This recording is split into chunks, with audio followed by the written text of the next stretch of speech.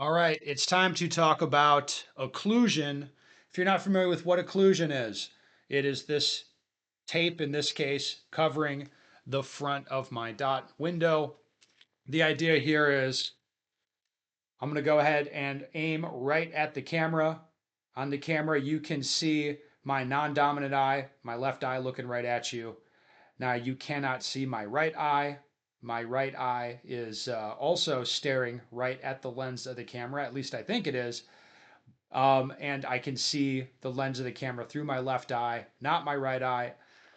But my brain sorts out this picture and superimposes the red dot over the lens of the camera. So right eye can see dot, left eye can see camera, brain puts them together. Uh, this is done through occlusion, so I'm covering the front of the dot. Now, why would one do this? Okay, the idea here is if I try to focus on the red dot itself, now watch what happens. You can see my left eye, like both my eyes look at the dot, both my eyes look at the camera. Dot, camera. And you'll see a very subtle thing with my eye there as I change where I'm actually focused. Now, the idea is if I focus on the red dot, the occlusion shuts down my view of the target. I can't see it anymore. And that's an indicator to me where it's like, hey, dummy, you're staring at the dot. You're not looking at a spot on the target. Anyway, it is a training tool. It is designed to help you. Now, let's get to the question.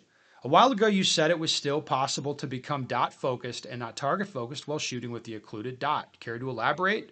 I usually dry fire and practice with the occluded dot. Yes. So what a lot of people think is they're like, I cannot focus on the red dot if the sight is occluded.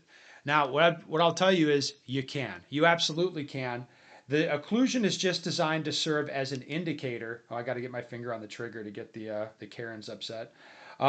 Anyway, the occlusion just serves as an indicator. Now, right now, I am focused on the red dot. If you watch my eyes, you'll see they're smoothly rolling. They're tracking an object in front of them, focused on the dot itself. Now let's focus on where I want the dot to go. And you'll see my eyes are now hopping from spot to spot. Okay, it is possible to focus on your dot when you're occluded. It just is. The occlusion, like I said, it's just meant to serve as an indicator. Now, what I've noticed happens with a lot of people when they're talking about occlusion or about using aiming references, they'll just use those tools all the time, thinking that those are going to solve the problem.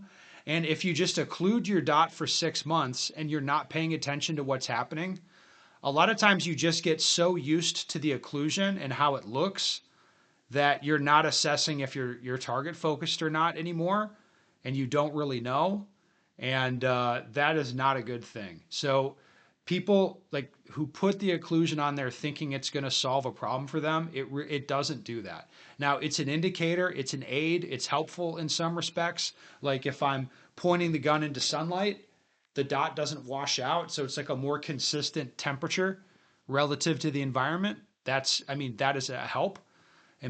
But at the end of the day, just understand occlusion just simply does not force you to stop doing anything.